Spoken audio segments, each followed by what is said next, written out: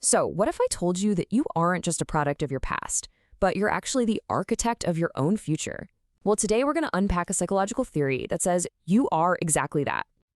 And it all really starts with a simple, everyday puzzle. I mean, have you ever thought about this? One person's dream job is another person's absolute nightmare. A party that you find thrilling might be a huge source of anxiety for your best friend. It's the exact same event, but the experience is totally different.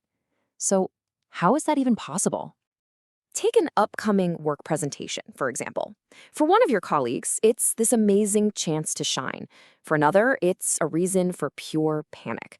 The event itself, the presentation, is totally neutral. It's our interpretations that create these wildly different realities. And the answer, it turns out, is all about how we construct our world. This whole idea comes from an American psychologist who had this kind of revolutionary idea about how our minds actually work. So, back in the 1950s, a lot of psychology was really focused on what happened to you in the past. Traumas, rewards, all that stuff. But George Kelly, he came along and asked a totally different question. He said, it's not about what happened, it's about how you make sense of it.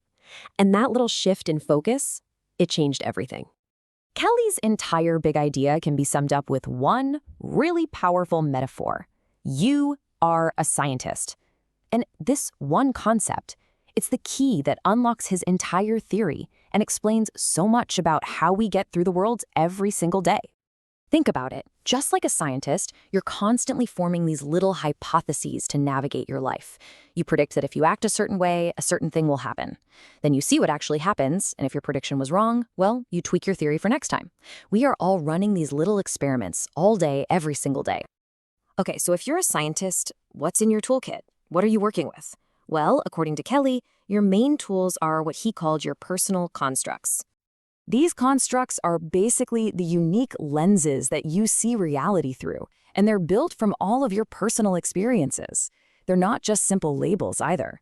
They're the fundamental building blocks of your whole personality, shaping how you understand literally everything and everyone around you. Now, a really key feature of these constructs is that they're all bipolar, meaning they always exist as a pair of opposites. You can't really understand what friendly is without also having a concept of unfriendly. This is how we sort and categorize our world, by placing people and events somewhere along these personal spectrums we've created. But of course, not all of these constructs have the same importance. Your core constructs, think of those as the load-bearing walls of your identity. Changing one of them is like a major home renovation. It's a big deal. Then you have peripheral constructs. Those are more like the paint color on the walls, much, much easier to change after a new experience. What's really cool is Kelly even made a tool to help figure out what these constructs are. It's called the REP test. Basically, it has you compare the important people in your life. So for example, you might realize that your mom and your best friend are similar because they're both supportive, but your boss is different, maybe more critical. And just like that, boom, the construct supportive versus critical pops out. It's one of the core filters you use.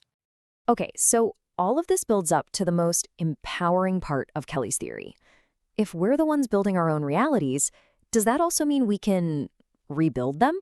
And the answer is a huge, resounding yes. I mean, think about it. Since you're the one who created your interpretations in the first place, you absolutely have the power to change them.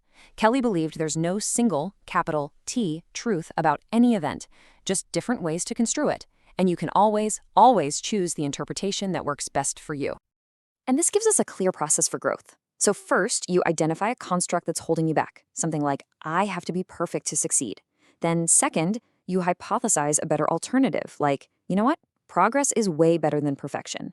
And finally, you experiment. You act on that new belief. You turn on a project that's just good enough instead of agonizing over it, and you see what happens. You're actively testing a new, better reality for yourself. And really, this is the ultimate takeaway.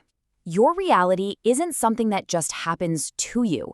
It's something you actively build, moment by moment, with the mental tools you decide to use. Your whole world is a product of your perspective. So the question this whole theory leaves us with is a really powerful one, right? It's about our own power and our own future.